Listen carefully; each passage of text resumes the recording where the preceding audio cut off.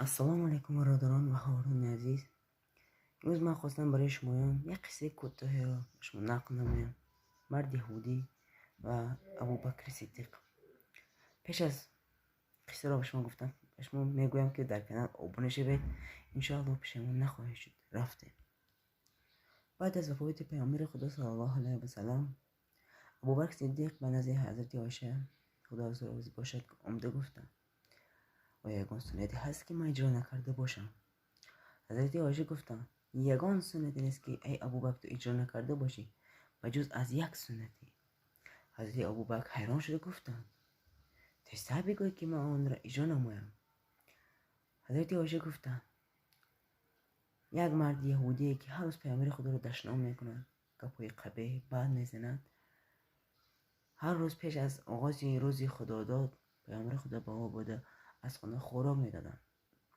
از همان روز آغاز کرده ابوبکر صدیق نیز با آن مرد یهودی خوراک میدادند. روزی از روزها آن مرد یهودی گفت تو کیستی؟ ابوبکر صدیق گفتند من همون مرد میباشم که هر روز به تو خوراک میدهم. مرد یهودی گفت به ابوبکر،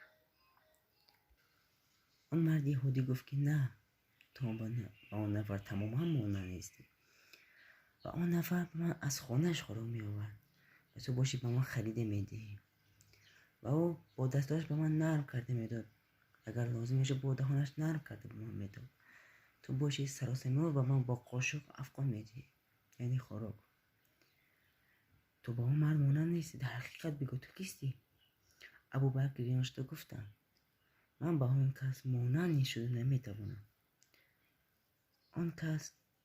آن نفری بودند که تو هر روز او رو دشنام میکردی، گپ‌های قبیح میگفتی.